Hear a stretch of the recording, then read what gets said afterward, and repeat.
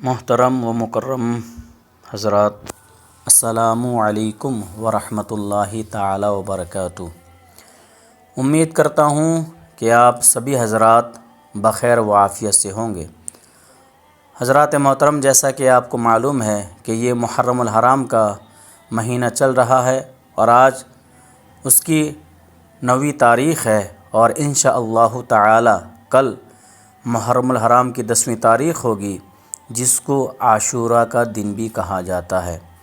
حضرات گرامی، ہمیں عاشوراء کے دن کیا کرنا چاہیے؟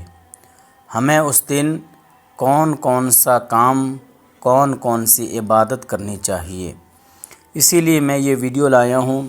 آپ اس کو اطمینان و سکون کے ساتھ بیٹھ کر کے سنیں، اور جو باتیں میں اس میں بولوں اس کو سمجھنے کی پوری کوشش کریں، اور ہو سکے تو اس پر عمل کرنے کی مکمل کوشش کریں۔ حضرات گرامی، یوم عاشوراء کے دن سب سے پہلے تو ہم سبھی کو روزہ رکھنا چاہیے۔ یوم عاشوراء کی 9ویں یا 10ویں کی روزہ رکھ لیں، یا اگر کوئی چاہے تو 10ویں اور 11ویں محرم الحرام کا وہ روزہ رکھ سکتا ہے۔ حضرات گرامی، اس کے بارے میں حدیث مبارکہ میں بھی ذکر کیا گیا ہے۔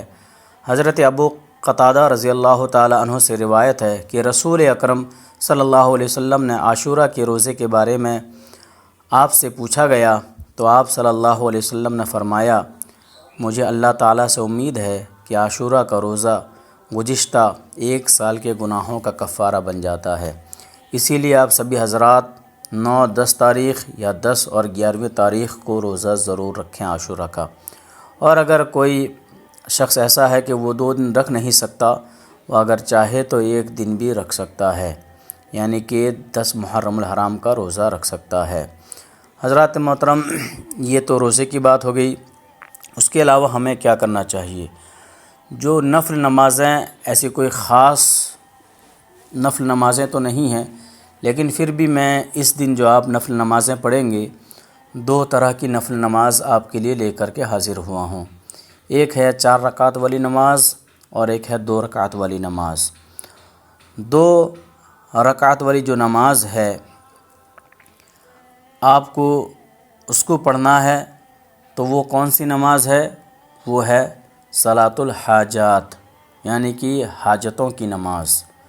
آپ کس طرح سے اس کی نیت کریں گے؟ نیت اس طرح سے کریں گے کہ نیت کی میں نے 2 رکعت نماز نفل حاجت کی، منہ میرا کعبہ شریف، واسطے اللہ تعالیٰ کے منہ میرا کعبہ شریف کی طرف اللہ اکبر، ثنا پڑھیں گے، تعوذ تسمیہ یعنی اعوذ باللہ بسم اللہ پڑھیں گے، سورہ فاتحہ پڑھیں گے، الحمدللہ رب العالمین یہ سورت مکمل۔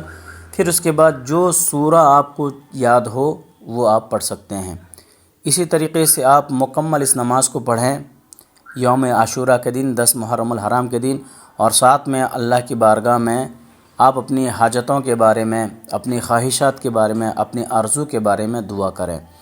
اگر مختصر سے 2 لفظوں میں کہا جائے کس طرح سے دعا کریں گے آپ، تو آپ اس طرح سے کر سکتے ہیں، یا اللہ میری جائز حاجت کو اس نماز کے صدقے میں میرے مولا پر فرما، یا اللہ میری تمام مشکلات کو اس نماز کے صدقے میں آسان فرما، یا اللہ اس نماز کے صدقے میں مجھے خیر و برکت عطا فرما۔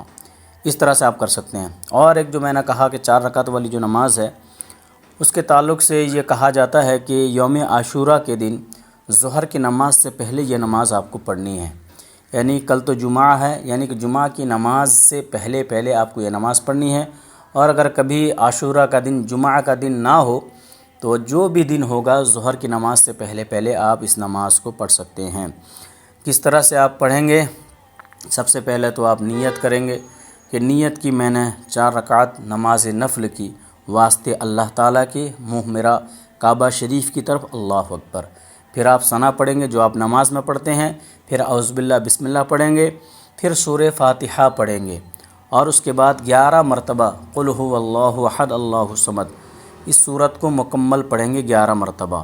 پھر آپ رکوع سجدہ کریں گے، پھر دوسری رکعت کے لیے اٹھیں گے، ٹھیک ایسے ہی الحمد شریف پڑھنے کے بعد 11 مرتبہ پھر سے قل هو اللہ احد آپ پڑھیں گے۔ اسی طریقے سے مکمل جو ہے آپ 4 رکعت میں ہر رکعت میں الحمد کے بعد 11 مرتبہ قل هو اللہ احد پڑھیں گے۔ سلام پھیرنے کے بعد آپ کو کیا کرنا ہے؟ 70 مرتبہ استغفار پڑھنا ہے۔ کس طرح سے؟ اگر کوئی شارٹ کٹ میں پڑھنا چاہتے ہیں تو اس طرح سے پڑھیں گے استغفر اللہ استغفر اللہ استغفر اللہ، یا کوئی مکمل پڑھنا چاہتا ہے تو اس طرح سے پڑھ لیں گے استغفر اللہ ربی من کل ذنب و اتوب الیہ لا الہ الا اللہ محمد رسول اللہ۔ اس کے بعد 70 مرتبہ استغفار پڑھنے کے بعد 100 مرتبہ آپ کو درود شریف پڑھنا ہے۔ اور اس کی فضیلت کے بارے میں یہ کہا جاتا ہے کہ جو کوئی یہ 4 رکعت نماز عاشورہ کے دن ظہر کی نماز سے پہلے پڑھے گا، اللہ تعالیٰ اس کے 50 سال کے گناہوں کی مغفرت فرما دے گا، یعنی 50 سال کے گناہوں کو اس کے گناہوں کو معاف فرما دے گا۔ اس کے علاوہ ہم اور آپ اور کیا کام کر سکتے ہیں؟ یہ میں نے آپ کو بتایا کہ ہمیں روزہ رکھنا ہے 9-10 یا 10-11 کا، 2 نمازیں میں نے بتائیں، چاہیں تو دونوں پڑھ لیں یا ان میں سے کوئی ایک پڑھ لیں۔ اس کے بعد جو ہے یوم عاشورہ کی جو خاص دعا ہے نا، جس میں اللہ نے بہت برکت رکھی ہیں، اس دعا کی برکت سے ہماری مشکلوں کو دور کرتا ہے۔ 1 سال کے ہماری زندگی کا بیمہ تیار ہوتا ہے۔ میں نے اس سے پہلے ویڈیو شیئر کیا تھا، اس کو آپ دیکھ لیں گے، یا تو آپ اس سے چاہیں خود دیکھ کر کے پڑھ سکتے ہیں، یا جو میں نے بنایا ہے آپ خود بھی اس کو سن سکتے ہیں۔ اور کیا کرنا ہے؟ یوم عاشورہ کے دن کثرت کے ساتھ توبہ استغفار کرنی ہے، نماز 5 وقتہ باجماعت ادا کرنی ہے، اور قرآن مجید فرقان حمید کو آپ سبھی کو پڑھنا ہے، اور دن بھر ذکر و اذکار میں لگے رہنا ہے، اور پھر ساتھ میں تمام چیزوں کا جو بھی ثواب حاصل ہو اس ثواب کو شہدائے کرب و بلا کی ارواح طیبہ کو آپ کو نذر کرنی ہے، اور ساتھ میں اپنے مرحومین کو بھی یاد کرنا ہے۔ اس طریقے سے آپ یہ عاشورہ کا دن گزاریں۔ اللہ تبارک و تعالیٰ اس طرح سے گزارنے کی برکت سے ہماری تمام پریشانیوں مشکلوں کو دور فرمائے گا، حاجتوں کو بھی پور فرمائے گا۔ اور اگر ویڈیو آپ کو اچھی لگی ہو تو آگے اپنے دوستوں کے پاس، بھائیوں کے پاس، بہنوں کے پاس، رشتہ داروں کے پاس آپ اس ویڈیو کو شیئر کریں، اور ساتھ میں ہو سکے تو اس چینل کو سبسکرائب بھی کر دیں۔ السلام علیکم ورحمۃ اللہ تعالی وبرکاتہ۔